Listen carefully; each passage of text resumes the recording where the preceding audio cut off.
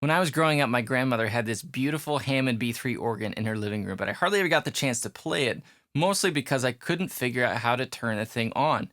And they're wonderful instruments, but if you don't know how to use them, they can be very intimidating.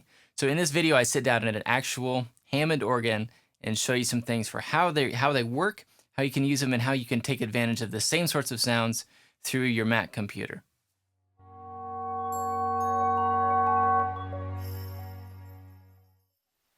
Hi everyone, my name is Peter. Thanks for joining me at OurWorshipSound, where we're working to make worship keyboard technique and technology easier. You've heard the sound of Hammond organs on lots of different types of music, even contemporary worship music. But if you've never had the opportunity to play a real Hammond organ, there's some things about it that are kind of unusual, and there's some things to know about how they work. So last night I had the opportunity and I sat down at the Hammond organ that we have at our church. It's actually not a B3, it's an A100, but it has the same sound and same controls as a B3 or a C3. And just wanted to show you some ways that you can get it to work for you and just kind of the principles behind the instrument. So not only so you can use that if you get the chance to play a real Hammond, but also so you know how to take advantage and get the sounds you need from virtual Hammond organs in software. So let's go to that, and then afterwards I'll show you some ways to put that to use in the software and how to customize it for yourself. There's several steps to getting sound out of a Hammond organ, and once you get it turned on, which is kind of a process in itself, we need to figure out a couple things to get sound out of it. The Hammond organ was originally designed to emulate the sound of a pipe organ. Pipe organ having different sets of pipes with different harmonics and different tone qualities, and you get them by pulling and pushing stops to mix in the different harmonics. On a Hammond organ, instead of pipes, we have tone wheels, and those are controlled with drawbars. So I'm going to play a note and pull out one drawbar at a time so you can hear how the different harmonics mix in.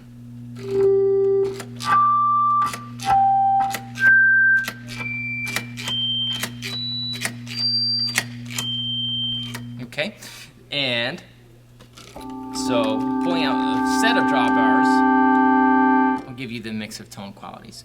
There are different sets of drawbars on here, and those are controlled by the reverse color keys here on the left-hand side of the manual. If you push down the B flat, it'll stay down, and then that will engage this left set of drawbars. If you go to the B natural, it'll engage this right set of drawbars. The two in the middle are for the bass pedals, which I never use, and then these two sets are for the lower manual. So what I typically do if I'm playing a real Hammond organ, I'll set the B flat to kind of a mellow sound, and then the B natural to more of a full sound, and then I can adjust them from there if I need to. Alright, so that's how you set the sounds. Now as far as emulating a real pipe organ, the Hammond by itself was fairly miserable. But once we added this guy, the Leslie rotating speaker, it just kind of breathed a new life into it and gave it a sound of its own.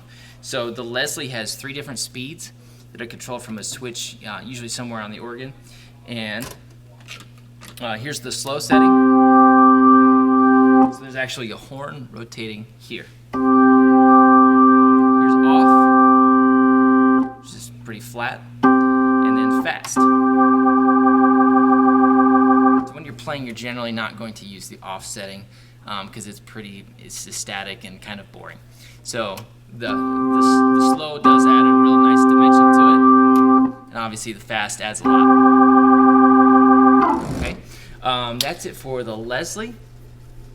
Okay, so as far as playing techniques, aside from not having a sustain pedal on the organ, most of your playing techniques are going to be the same. There are a couple things that I add when I'm playing Hammond organ or sounds that give it a little bit more of an authentic flavor, and that is grace notes and glissandos. So grace notes might be something like, okay, and then glissandos are done a little bit differently on organ. On piano, you do it with your thumbnail or your fingernails, and on organ, you're going to do it with the heel of your palm. So that puts you in a better position to play a chord when you get to the end of it. One more thing about doing glissandos is I found they sound a lot better with the Leslie on fast than on slow. Here's what it sounds like on slow, and then here's fast.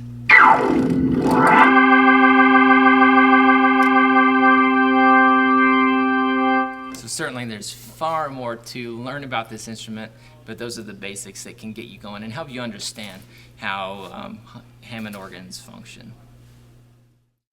So there's nothing actually like sitting down at a real Hammond with a Leslie speaker right next to you and the sound that that creates around you.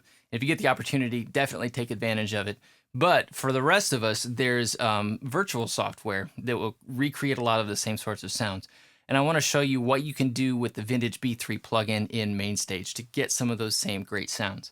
As we open this up, we see a lot of the same controls that we have on the real Hammond with the drawbars and the different settings there.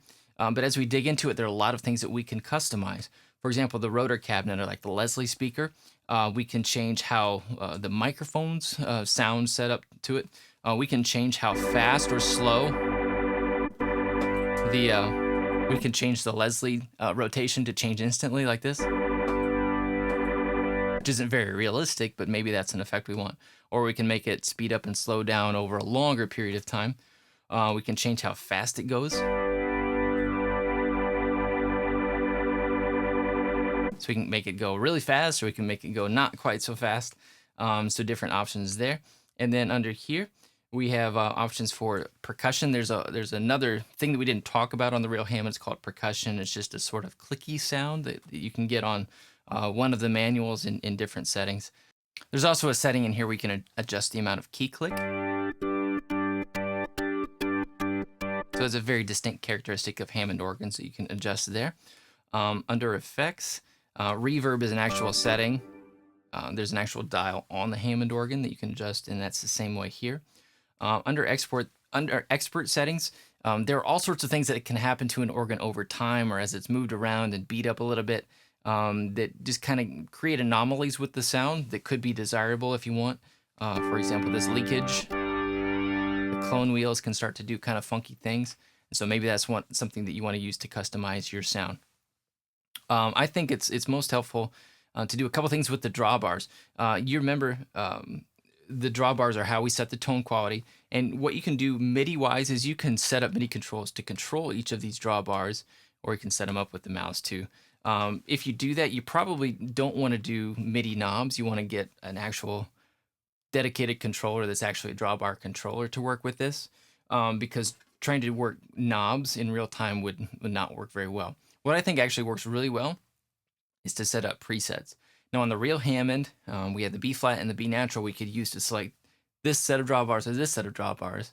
And the other reverse colored keys are hardwired to different presets that don't sound very good and that you can't really change without really digging in and know what you're doing. One of the advantages with software is that we can set these presets to anything that we want them to be and make them a lot more usable. So instead of trying to do MIDI to adjust the individual drawbars, what I do is set up the presets to use different sounds that I want. And so I can go from something like this to drawbars full out or something in between, however I want it. And I can just do that with the press of a key. So it's like this range of keys down here is set up like the reverse colored keys on the real Hammond.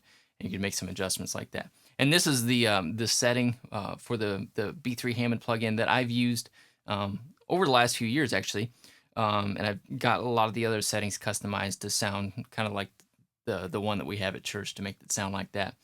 So if you're interested in how I have this set up, you can go to OurWorshipSound.com/organ, and you can hear me playing this plugin and showing you a little bit more about how I've set it up.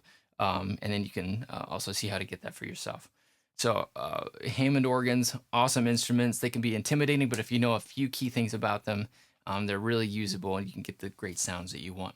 All right, I hope that was helpful. Thanks for joining me. If you have questions or comments, be sure to write those in below. Click the thumbs up if you like this, and be sure to subscribe for notifications on future videos as they come out. Thanks for watching, and we'll see you soon.